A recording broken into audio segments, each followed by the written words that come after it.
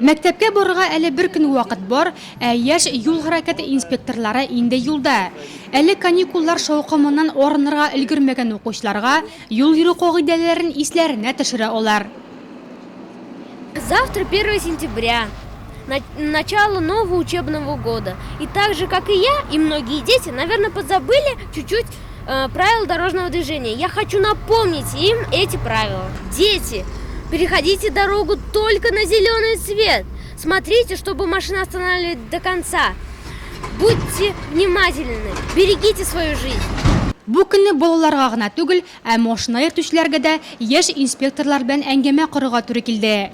1 сентябрьдән юлларда балалар саны бермә-бер артачак. Шуңа күрә машина йөртүчеләр сездән икеләтә игътибарлы булуыгыз сорала, диелә иде аларның гозерендә. Шуны хәлем директкә куанычлы. Менә шулай балалар чыгып, безгә әти-әниләргә әйтсәләр, икенче төрле булыр иде.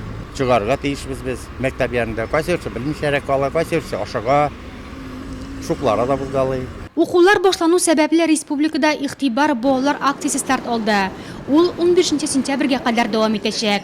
Максаты балалар катнашында килеп чыккан юл фаҗигаләренең сонын киметү.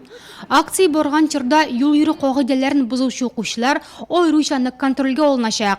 Чөнки җәй айларында балалар катнашында килеп чыккан юл транспорт һәлакәтләрендә нигездә нәниләр үзләре гаепле.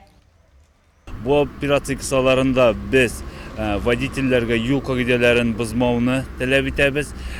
Безнең җәяүлеләргә алар юл бирергә тиеш.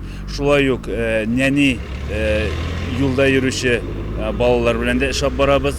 Аларга без юлда йөргәндә юл кагыйдәләрен бозмау кирәклеге турында искәртәбез. Мәктәп яннары укучыларны каршы алырга әзер, светофорлар тәртиптә, юл чыгу урыннары яңартылган. Баласын мәктәпкә бишле алып кайтып озатканда, әти-әниләргә юлларда игътибарлы бул дип кисәтү дә комачауламас.